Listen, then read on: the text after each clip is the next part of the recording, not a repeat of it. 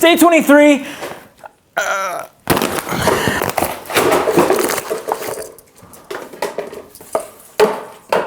Vroom in the night sky. But that's what, it's vrooming.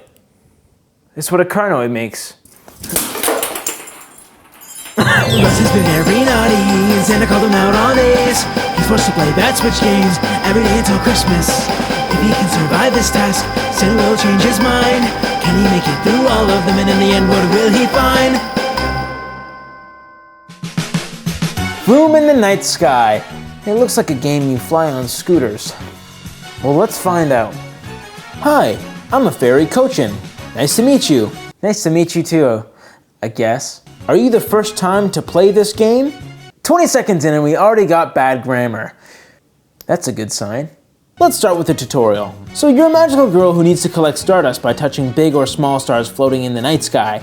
It looks like you can choose different magical bikes, but I only have one available at the moment. Oh man, that geometry is so basic. It looks like an N64 game, only with better shading and resolution. Magical speedometer, magical gas meter, there's even a magical gas station. I wonder if we could buy magical snacks there. The reflection on the bike is pretty good, and the particle effects on the bird thingy is good as well.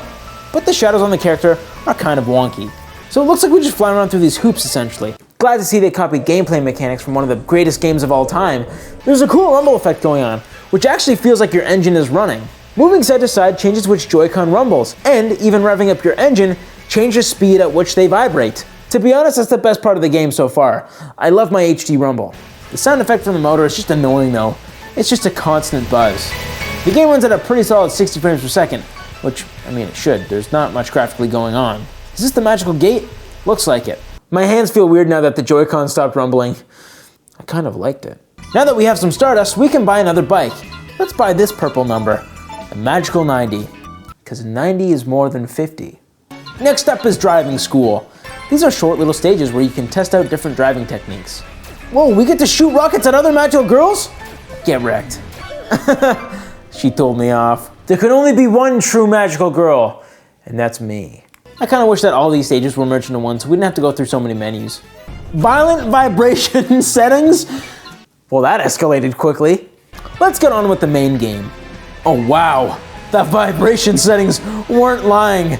This really is violent. This actually shows one of the best implementations of HD Rumble that we've seen from a third-party developer ever, hands down. I would almost recommend this game because of the HD Rumble. It's insane. I don't want to drop these remotes. And this is the second worst Switch game of all things. I just didn't expect it, you know? I just didn't expect it. The physics actually feel pretty good too. Not too floaty, not too stiff. It feels like you actually have momentum. Sure, there's not much to look at with the visuals. The textures are essentially flat colors, and where there are textures, it's pretty simple. But it runs really well, and it's surprisingly fun. The buildings do seem to be copy and pasted though. The characters are pretty chatty as well. I like how the other magical girl and I seem to be jabbing back and forth at each other. The music isn't that bad either, but it lacks variety. It just repeats over and over in game. I think there may only be a couple different tracks in total. Magical naked? Do I have to censor this bike? Wow, this bike is way faster. The field of view widens as you go faster too, which really helps. And you get these zoomy speed lines. That stage finished way quicker with the new bike. I feel like they almost gave you too much money to work with. I didn't feel like I really worked for this bike as I had enough money for almost anything after just a few stages. So that kind of messes with the progression. I think Poisoft, the game developer, might have been onto something here. I think if they just spent a little more time polishing it and making it look nicer, people wouldn't have hated on it so much. I don't think it deserves a spot this high on the list though. I played a lot more games during this challenge that were a lot worse, and this is the second worst? It just doesn't seem right to me. But people seem to really hate on this game, with it only having a 17 average score on Metacritic. And reading the reviews, people just really don't like it, going as far as to call it the worst game on Switch and asking if Reggie was forced to publish it at gunpoint. I get that it's no gem, but after playing it, I feel like it got trashed way too harshly. I think it's probably because this game was officially a launch title on the Switch, so when compared up against Breath of the Wild at the console's launch, it failed to live up to expectations. But what do you think? Would you vroom in the night sky?